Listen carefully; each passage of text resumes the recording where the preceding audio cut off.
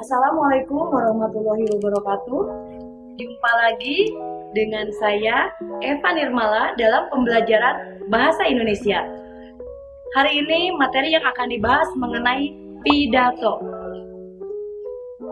Tujuan pembelajaran yaitu siswa dapat memahami mengenai pidato, juga mengetahui struktur dari pidato, dan akhirnya menyajikan menjadi sebuah pidato yang baik sesuai dengan strukturnya.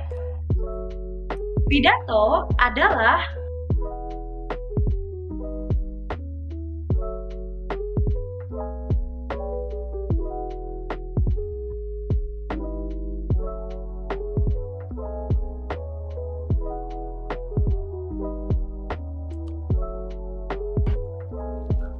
pidato persuasif merupakan bagian dari teks eksposisi yang bertujuan meyakinkan pembaca dengan menyajikan argumen-argumen yang logis dan tepat.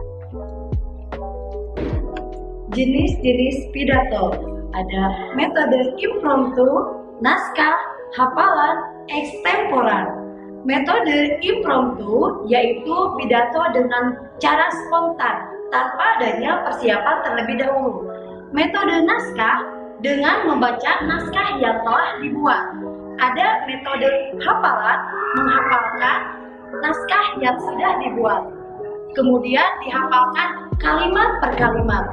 Ada metode extemporan dengan pidato, yaitu dengan cara membuat catatan pokok-pokok pidato yang telah dibuat.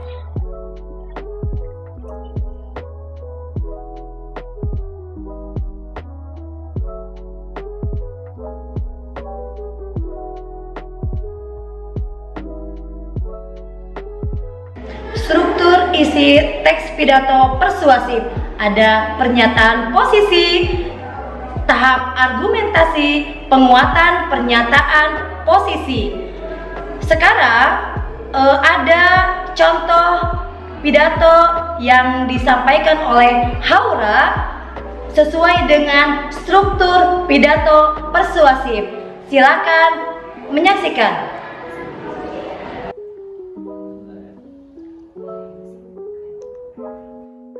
Assalamualaikum warahmatullahi wabarakatuh. Yang terhormat Ibu Bapak Guru serta rekan-rekan sekalian, mari kita panjatkan puji serta syukur kepada Allah Subhanahu wa Ta'ala yang telah memberikan kita rahmat sehingga kita bisa berkumpul dengan keadaan sehat walafiat. Sebelumnya izinkan saya memperkenalkan diri. Nama saya Haura Nadifnur Zahroh dari kelas 9J. Di sini saya akan menyampaikan pidato yang bertemakan bayar pajak negara makmur.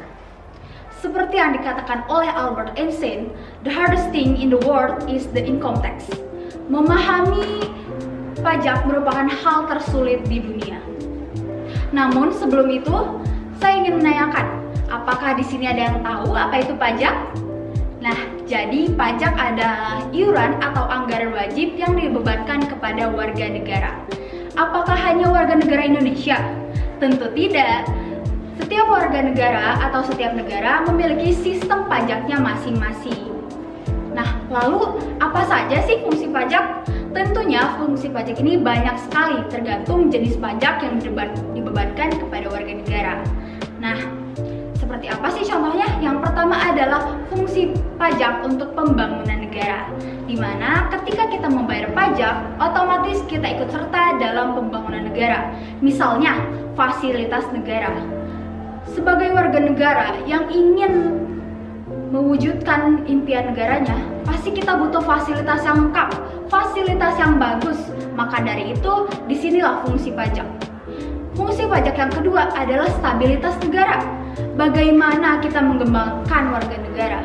Bagaimana kita bersaing dengan negara lain jika ekonomi warga negara Indonesia ini anjlok? Maka dari itu, fungsi pajak yang kedua adalah stabilitas. Lalu, fungsi pajak yang ketiga adalah regulator atau pengatur. Hal ini dapat difungsikan untuk mengatur laju perkembangan ekonomi di negara Indonesia, supaya yang tadi bisa bersaing dengan G20 atau negara-negara lain. Nah, selanjutnya apa saja sih permasalahan pajak di Indonesia? Yang pertama adalah telat bayar pajak. Nah, di sini siapa nih yang suka telat bayar pajak? Nah, hal itu harus dihindari ya, karena dapat menghambat perekonomian di Indonesia. Yang kedua, permasalahan pajak adalah korupsi. Di sini kalau kalian menemukan hal korupsi, langsung dibantah ya, karena hal tersebut akan merugikan negara. Permasalahan pajak yang ketiga adalah kurangnya kejujuran. Seperti tadi, korupsi. Korupsi terdiri dari ketidakkejujuran. Maka dari itu saya tekankan kita harus jujur. Lalu pengembangan pajak, di mana kita harus mengembangkan pajak dari dini. Misalnya adalah bayar kas tepat waktu. Ayo di sini ngaku siapa yang masih suka telat bayar uang kas? Nah, hal tersebut harus dihindari juga ya, karena hal tersebut akan merugikan kita sendiri dan orang lain di sekitar kita. Yang kedua, kita harus menanamkan sifat konsisten. Dengan menanamkan sifat konsisten, otomatis kita tidak akan telat bayar pajak.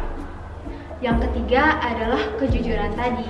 Kita harus jujur agar mencegah hal-hal kriminalisasi ataupun korupsi. Selanjutnya, seperti yang dikatakan mantan Presiden Amerika Serikat, bukan soal tentang pajak yang sedikit, namun bagaimana pemerintah menghabiskannya. Kiranya demikian dari saya, semoga kita dapat mengambil pelajaran dari yang saya sampaikan. Mohon maaf apabila salah kata. Ayo bayar pajak negara makmur. Wassalamualaikum warahmatullahi wabarakatuh.